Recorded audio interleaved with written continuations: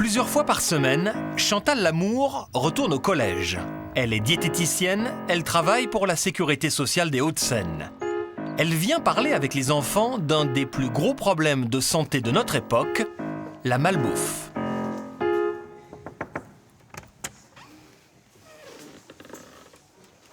Bonjour à tous. Ce matin-là, ce sont des élèves de 5e du collège Michelet à Vanves. 5 légumes par jour. Il y a un message qu'on entend régulièrement. Oui. De ne pas manger trop sucré, trop salé et trop gras. Voilà.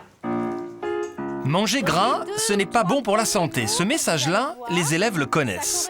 Mais la diététicienne insiste sur des graisses bien particulières. Les enfants n'ont même pas conscience d'en manger. Ce sont des matières grasses cachées dans les produits dont ils raffolent. Tu saisis la différence? Qui est-ce qui consomme régulièrement ce genre de gâteau, par exemple? Qui est-ce qui utilise de la pâte aussi? Tous ces aliments-là, c'est pareil, il y a beaucoup de graisse. D'autant plus quand ce sont des produits industriels. Parce que les industriels, pour faire tenir cette panure, utilisent des produits, des graisses qui permettent à cette panure de tenir. Ces graisses cachées portent un nom un peu barbare.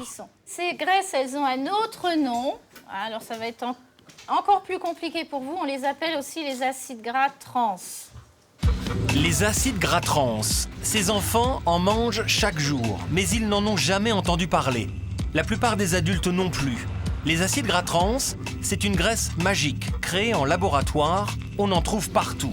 Grâce à elle, les frites sont plus croustillantes, leur huile doit être changée moins souvent, les pâtisseries sont plus fondantes, les pâtes plus moelleuses. Ces graisses ne rancissent pas, se conservent plus longtemps dans les supermarchés, elles sont faciles à produire et très bon marché, un rêve d'industriel. Mais ces acides gras trans sont nocifs pour nos artères. Dans le monde entier, des scientifiques tirent la sonnette d'alarme. Si on cumule 2-3 de ces produits, très vite vous pouvez arriver au niveau dangereux, avec un risque accru d'environ 25-30% de maladie cardiaque. Les gens qui mangent de grandes quantités d'acides gras trans ont un risque supérieur de diabète, d'infertilité, de calcul. Un risque accru de démence. Il semble que les acides gras trans créent un stress métabolique avec des effets négatifs sur la plupart de nos organes. Aux États-Unis, de grandes villes interdisent les acides gras trans. C'est un problème de santé publique. En France, rien, ou presque. Pourtant, 2,5 millions de personnes en mangent trop, sans le savoir. Enquête sur un risque caché.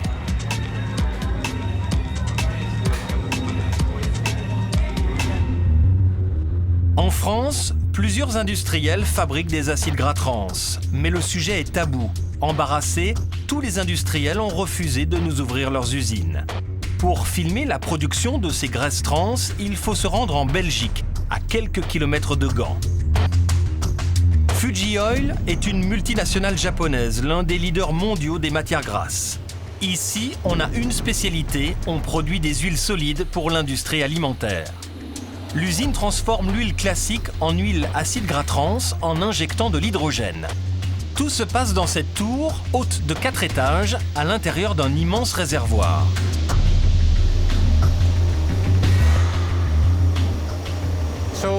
Voilà, c'est la tour d'hydrogénation. Le procédé est très simple.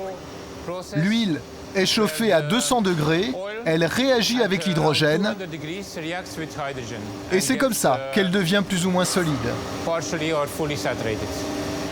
Une fois hydrogénée, l'huile est refroidie pour être stockée dans ces cartons. Elle est vendue à des industriels de l'agroalimentaire dans toute l'Europe.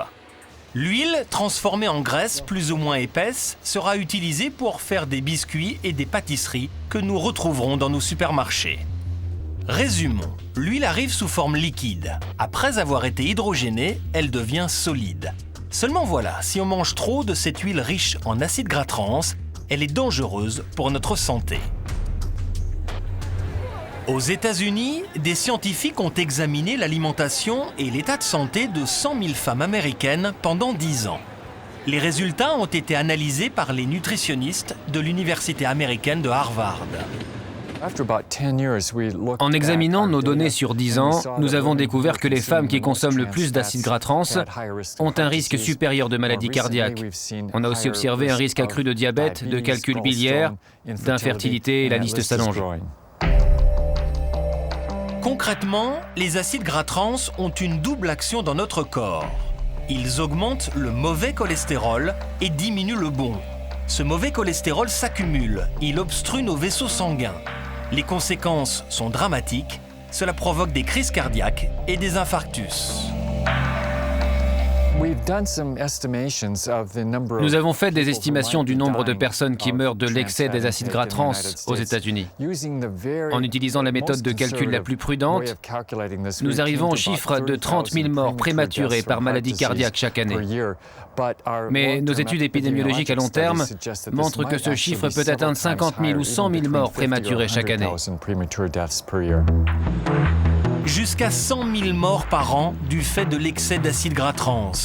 Ces résultats sont pris très au sérieux par les autorités sanitaires américaines, surtout à New York. Ici, plus qu'ailleurs, on mange. De tout, souvent de n'importe quoi, 24 000 restaurants proposent à peu près tout ce qu'il est possible d'avaler.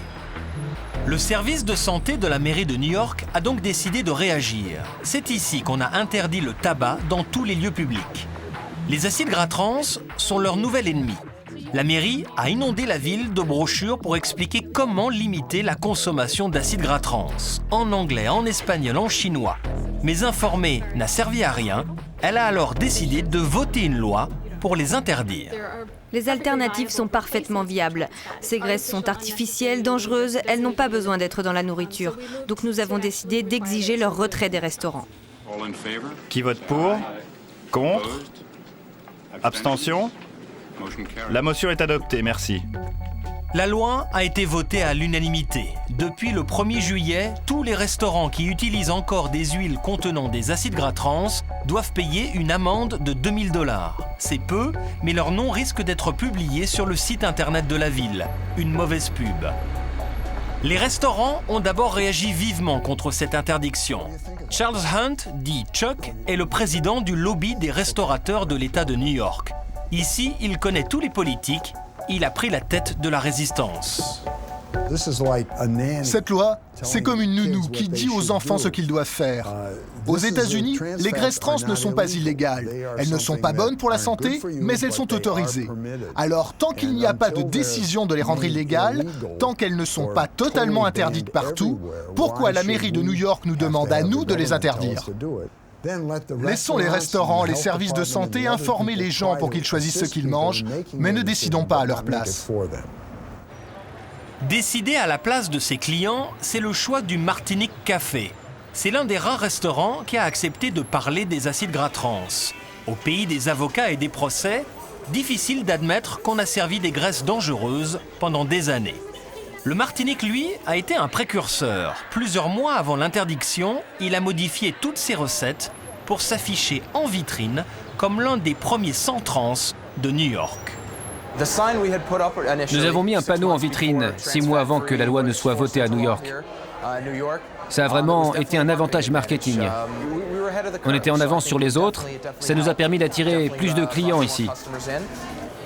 Au menu du restaurant, des graisses trans, il y en avait dans tous les plats, ou presque. Hamburgers, poulet frit, pommes frites, calamars frits. Il a fallu tout changer. C'est José Dominguez, le chef mexicain, qui s'en est occupé. Trouver des huiles sans acides gras trans a été facile. Elles existaient déjà.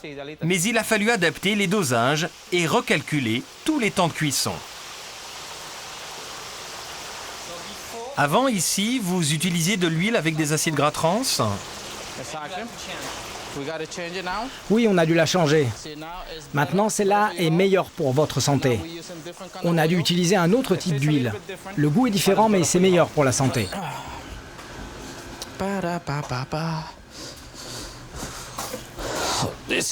Voilà ce qu'on utilise. Mais tous les cuisiniers se plaignent. Les chefs ne veulent pas l'utiliser à cause de son goût. On a perdu de la saveur. On aurait tous préféré garder les vieilles recettes. Le goût ne convient pas aux chefs, le prix non plus. La nouvelle huile à base de colza coûte 50% plus cher. Mais les clients sont contents et le client est roi.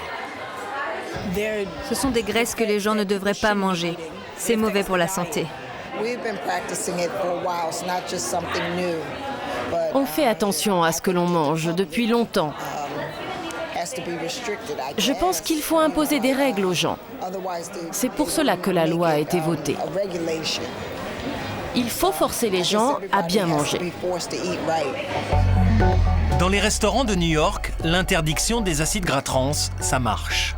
Il n'y a en revanche aucune loi pour les supermarchés de la ville. On y trouve encore de nombreux produits trop riches en graisses trans, notamment ceux pour les enfants. C'est facile de le savoir, l'étiquetage est obligatoire. Cette obligation d'informer a d'ailleurs incité de nombreux industriels à les éliminer de leurs produits. Ils en ont même fait un argument marketing.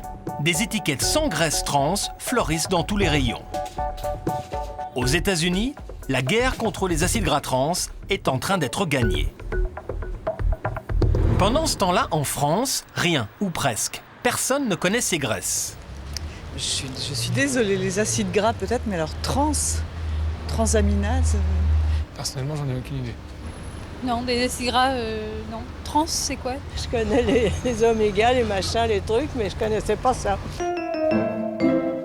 Bonjour. En France, les acides gras trans ont fait leur entrée par une petite porte, celle des cabinets de nutritionnistes.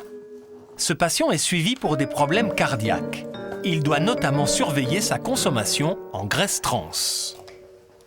Les acides gras trans ne sont pas un poison. Si vous en mangez très peu de temps en temps ou même très peu chaque jour, ça ne sera pas un problème.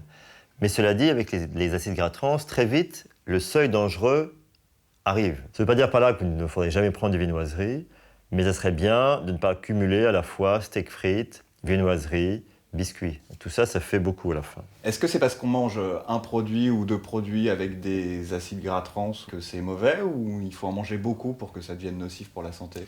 À petite dose, il n'y a pas de souci, mais si on cumule 2-3 de ces produits, très vite vous pouvez arriver au niveau dangereux, avec un risque accru d'environ 25-30% de maladies cardiaques.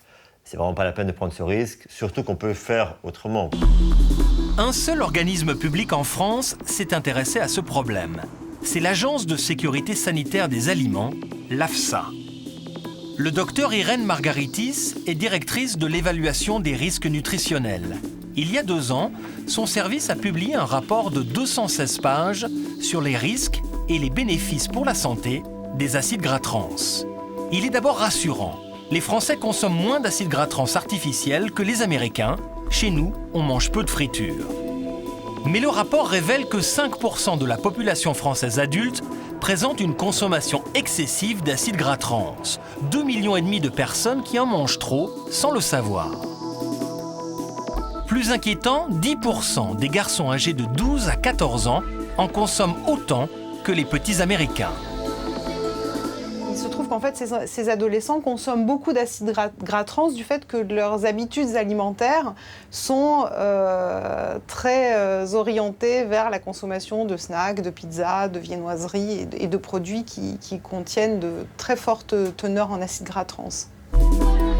L'AFSA fait 2 recommandations. D'abord, les industriels devront limiter la présence d'acides gras trans dans un délai de 2 ans. Ensuite, le pourcentage d'acides gras trans devra être indiqué sur les emballages, comme aux États-Unis. Nous proposons et nous souhaiterions que l'étiquetage des acides gras trans soit généralisé de façon à ce que le consommateur puisse faire des choix éclairés et évaluer, estimer la consommation en acides gras trans. Et est-ce que vous avez été suivi là-dessus par les autorités françaises? Est-ce qu'on va étiqueter les produits? Non, ça, je ne peux pas vous répondre. Hein. C'est pas nous. En tout cas, il n'y a pas d'étiquetage pour l'instant en France. Voilà, donc à l'heure actuelle, pour le moment en tous les cas, les acides gras trans ne sont pas étiquetés. 2 ans après le rapport, aucun ministère n'a encore imposé cet étiquetage. Alors comment repérer les acides gras trans dans nos rayons? Marie-Paule Doucet est journaliste. Elle est l'auteure d'un livre de 619 pages qui décortique toutes les petites lignes incompréhensibles de nos emballages. Pour repérer les acides gras trans, elle a un truc. Les acides gras trans, il faut savoir les reconnaître sur une étiquette. Et le gros problème, c'est que c'est pas marqué in extenso. Donc il faut réussir à traduire un petit peu l'étiquette d'ingrédients. Alors où est-ce qu'on va les trouver? Donc déjà il faut trouver l'étiquette en français. La voici et on va avoir graisse et huile végétale hydrogénée et non hydrogénée. Donc voilà, là vous avez vos acides gras trans. L'hydrogénation, c'est cette fameuse transformation en usine qui a rendu les huiles acides gras trans. Facile alors de les retrouver dans toutes sortes de produits. Quiche, pâte à tarte, viennoiserie, barres chocolatées, frites, biscuits fourrés, soupe en sachet, jusqu'au pain de mie. Matière grasse végétale hydrogénée et partiellement hydrogénée. Matière grasse végétale non hydrogénée et hydrogénée.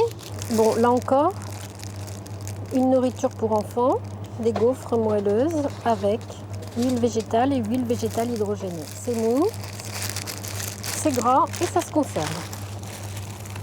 Donc quand vous invitez des copains à la maison, en plus ils ont droit à une petite montée de cholestérol sans supplément de prix, c'est sympa. Mais sur ces emballages, il manque une information capitale. Deuxième petit problème que vous avez, c'est que vous n'avez aucune idée du degré, enfin du nombre d'acides gras trans que vous allez ingérer en mangeant ces 58 grammes de barres chocolatées. Vous ne savez pas s'il y en a 1%, 2%, 3%. Contrairement aux États-Unis, les industriels n'indiquent toujours pas la quantité d'acides gras trans. Alors comment savoir si on en mange trop? Cette pâte à tarte, par exemple. L'emballage mentionne la présence d'huile hydrogénée, mais rien de plus. Nous contactons le service consommateur, dont le numéro figure sur l'emballage. Service consommateur Marc Repère, bonjour. Et bonjour, j'appelle pour avoir des renseignements sur une de vos pâtes brisées prêtes à dérouler. Oui, qu'est-ce que vous voulez savoir? Quand il y a écrit huile végétale hydrogénée, comment est-ce que je peux savoir s'il y a un risque ou pas? Parce que moi j'en consomme régulièrement. Alors là, c'est vrai qu'il y a des études qui sont en cours là-dessus, mais si vous voulez, il y a, tous les produits sont quand même surveillés par des organismes d'État. Donc on ne mettrait pas des produits qu'on considérait dangereux pour la santé dans la fabrication de nos pâtes ou autres produits. Et comment est-ce que je peux savoir s'il y a plus que ce que disent les autorités et qui est dangereux ou moins que ce qui est dangereux? Là, c'est sûr que j'ai pas la quantité exacte dans le produit.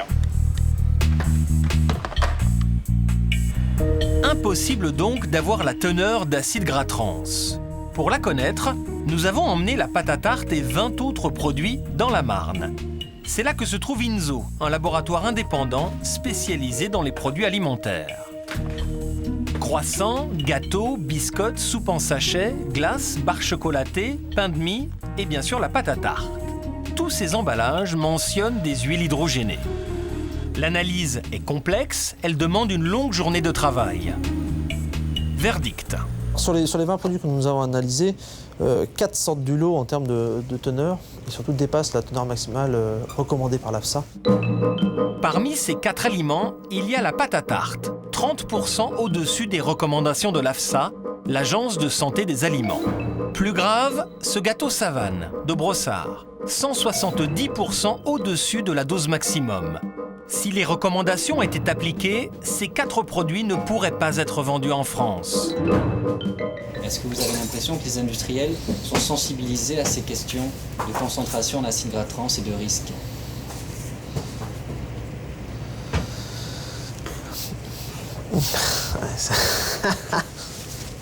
Délicat comme question, ça. Bien sûr que les industriels sont sensibilisés. Toutefois, il y a des impératifs technologiques, des impératifs économiques qui font qu'un industriel va utiliser telle ou telle matrice, tel ou tel composé. Autrement dit, pour son gâteau, Brossard, par exemple, pourrait peut-être utiliser d'autres graisses sans acides gras trans. Peut-être que dans le cas de ce produit bien particulier, s'il modifie, s'il enlève les acides gras trans et les remplace par des acides gras autres, par exemple, principalement c'est de l'huile de palme, parce que ce qu'on trouve souvent comme substitut, c'est souvent l'huile de palme, le Savane au chocolat n'aurait plus du tout la même texture ou n'aurait plus du tout le même goût. Nous avons contacté la société Brossard à plusieurs reprises, mais elle refuse l'interview. Dans un courrier, l'industriel reconnaît utiliser des matières grasses hydrogénées qui permettent à leur pâtisserie d'être plus moelleuse. Il est vrai que ce procédé crée des acides gras trans qui, d'après les connaissances scientifiques actuelles, augmentent le risque de maladies cardiovasculaires. Nous travaillons déjà avec nos fournisseurs de margarine pour réduire au maximum cette teneur en acides gras trans. Brossard ne nous a pas donné le nom du fournisseur de margarine avec lequel il travaille, mais nous l'avons retrouvé, en Belgique. L'entreprise Van de Mortele est un des leaders européens de la margarine. C'est de leurs produits que viennent les acides gras trans contenus en excès dans les gâteaux de Brossard. Longtemps, ces margarines pouvaient contenir jusqu'à 50% d'acides gras trans. Ces dernières années, ils ont trouvé des alternatives qui en contiennent moins de 1%. Pourtant, ces nouveaux produits ne semblent pas avoir séduit Brossard. L'usine Brossard, par exemple, en France, est-ce qu'eux, ils vous achètent des margarines avec des acides gras trans élevés? Ou alors, est-ce qu'ils vous achètent la même margarine que les autres et après, c'est eux qui en rajoutent, je ne sais pas comment? Mais ils ne peuvent pas en rajouter. Donc, c'est un produit qui a une composition historique qui existe encore à ce moment-là, qu'on continue à leur livrer, très souvent en parallèle de produits déjà low trans, et beaucoup d'industriels, à terme, échangent pour avoir entièrement le non trans. Et ce client-là, il vous a déjà parlé de ses problèmes? Il vous a déjà dit on a des difficultés, ou on hésite à changer, ou on ne sait pas comment faire? Je ne sais pas, ça dépend. En principe, il nous aura dit qu'il est à la recherche parce que, comme on vous montrait et comme nous vous disons, c'est nous qui allons développer et on tient compte du processus chez lui. Parce qu'ici, en Belgique, on travaille avec les industriels pour les aider à se passer des acides gras trans. Ce matin, les ingénieurs s'intéressent à des bouchées à l'arène. Tu peux les couper en deux, on va les goûter pour savoir s'il y a une différence. Les ingénieurs ont fait cuisiner deux types de bouchées. Les premières avec une margarine riche en acides gras trans. Les secondes avec une margarine qui en contient beaucoup moins.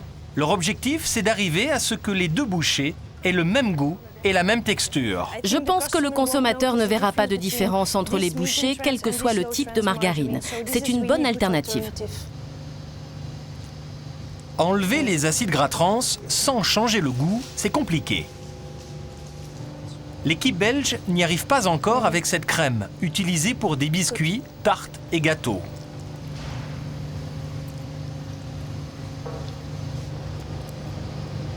Elles restent plus longtemps en bouche quand on la goûte. Elles ne fond pas aussi facilement. Ça veut dire que dans le produit final, le consommateur sentira une différence? Il trouvera un goût différent de celui qu'il connaît? Oui, pour ce type de recette, oui. Changer de margarine et modifier le goût ou la texture du produit, c'est risquer de perdre des clients. Un cauchemar pour les industriels. Alors certaines firmes maintiennent ce goût, tant pis si c'est au prix d'un excès en acides gras trans. C'est ce qui s'est passé pendant plusieurs années chez un des leaders de la restauration rapide, McDonald's. Régulièrement, la chaîne fait de la pub sur son sens des responsabilités. Elle vient d'annoncer qu'elle a changé son huile pour un meilleur équilibre nutritionnel. Pour nous accueillir, McDo a choisi un de ses plus beaux restaurants de Paris. Depuis le printemps, ici comme dans toute la chaîne, on utilise un nouveau mélange de colza et de tournesol, pauvre en acides gras trans. Un changement que McDo n'a pas vraiment expliqué, même au directeur du restaurant. Et voilà, ça c'est la nouvelle huile qui est utilisée depuis le mois de mai. Est-ce que vous savez ce que c'est un acide gras trans? Honnêtement, non. Vous coupez ça. Pour nous parler des graisses trans, c'est le vice-président français de la chaîne qui a fait le déplacement. Alors je vais vous amener au poste à friture. Ah. Évidemment, les huiles de friture servent à faire des frites, mais servent aussi à cuire les nuggets, les steaks de poulet panés. En touchant un ingrédient, on en améliore 5 d'un seul coup. Riches en acides gras trans, les anciennes huiles de cuisson étaient plus stables. Il fallait les changer moins souvent.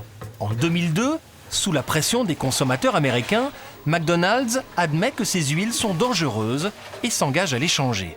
C'était il y a 5 ans. Pourquoi avoir attendu si longtemps? Ça a pris plus de temps parce qu'il a fallu se rapprocher du monde agricole pour voir quelles étaient les variétés et les mélanges qu'on pouvait faire pour garder ce goût neutre et obtenir cette amélioration nutritionnelle. Autrement dit, pour ne pas perturber ses clients par un changement de goût de ses frites, McDonald's a continué à leur servir leur portion d'acides gras trans pendant 5 ans. Il a fallu la menace de procès aux États-Unis pour que les promesses soient enfin tenues. Des pressions et des enjeux qui, en France, sont passés totalement inaperçus.